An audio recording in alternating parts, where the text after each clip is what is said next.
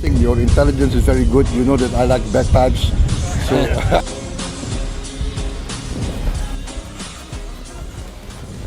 Di atas dek kapal perang Australia, dua pemimpin bertukar salam. Namun yang mereka tanda tangani bukan sekadar kertas.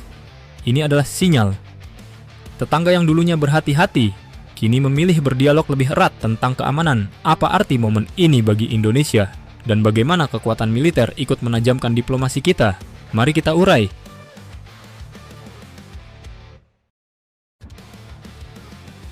Bagpipe dan aura setara. Presiden Prabowo Subianto disambut hangat oleh Perdana Menteri Anthony Albanese dalam kunjungan kenegaraan yang penuh simbol. Di tengah salam dan canda, termasuk candaan ringan soal bagpipe yang sempat jadi headline, kedua negara mengumumkan kesepakatan konsultasi rutin di tingkat pemimpin dan menteri untuk isu-isu keamanan. Itu bukan sekadar goodwill foto op, tapi kerangka untuk berbicara, berkoordinasi, dan bila perlu bertindak bersama ketika keamanan kawasan terancam.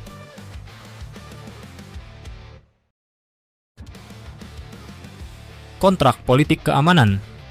Inti dari kesepakatan ini adalah komitmen konsultasi reguler, pertemuan rutin antar pemimpin dan menteri, mekanisme identifikasi ancaman bersama, serta rancangan kegiatan keamanan yang saling menguntungkan.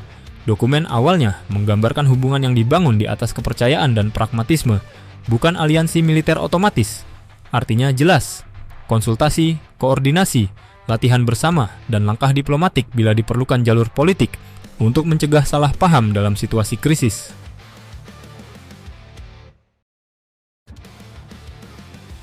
Mengapa Australia melakukan ini? Canberra melihat Indo-Pasifik yang berubah cepat. Persaingan kekuatan besar kini mempengaruhi samudra yang sama, yang jadi urat nadi perdagangan dan keamanan mereka. Menjaga hubungan dekat dengan Indonesia berarti meredam risiko, membuka jalur komunikasi, dan melibatkan Jakarta dalam upaya stabilisasi kawasan. Bagi Australia, ini bukan sekadar diplomasi, tapi strategi jangka panjang untuk memastikan bahwa Indonesia ada di meja pembuat keputusan regional, bukan hanya sebagai penonton.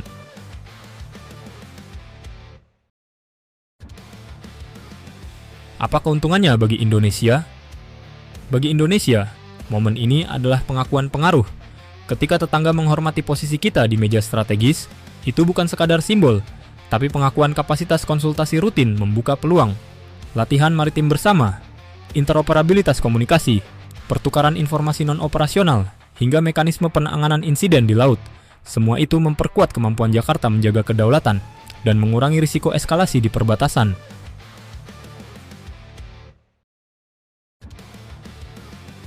Peran kekuatan militer dalam diplomasi. Disinilah titik keseimbangan itu terlihat jelas. Diplomasi yang kuat berjalan seiring dengan kekuatan yang kredibel.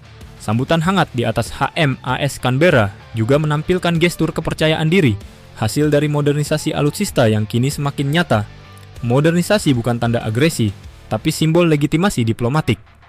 Kekuatan yang terukur membuat negara lain memilih dialog, bukan kecurigaan, dan pada saat yang sama, memberi bobot nyata ketika Indonesia duduk di meja negosiasi strategis.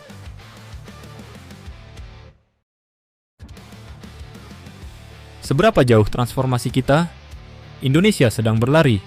Upgrade pesawat tempur, penambahan kapal permukaan, dan peningkatan anggaran pertahanan terus berlangsung. Namun semua dilakukan dengan perencanaan hati-hati.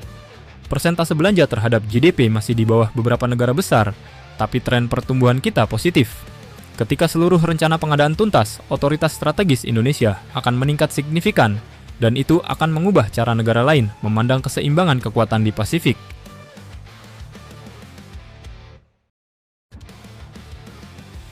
Risiko dan tafsir publik.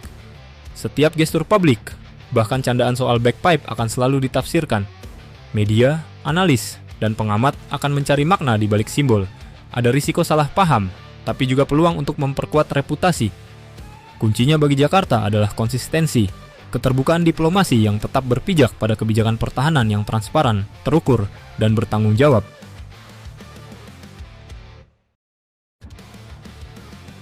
Di atas dek HMAS Canberra, kita menyaksikan bab baru hubungan dua tetangga besar samudra ini. Bukan sekadar pertemuan protokoler, tapi pengukuhan kanal komunikasi strategis. Jika diplomasi ditopang oleh kesiapan dan kemampuan nyata, maka rasa hormat akan datang dengan sendirinya.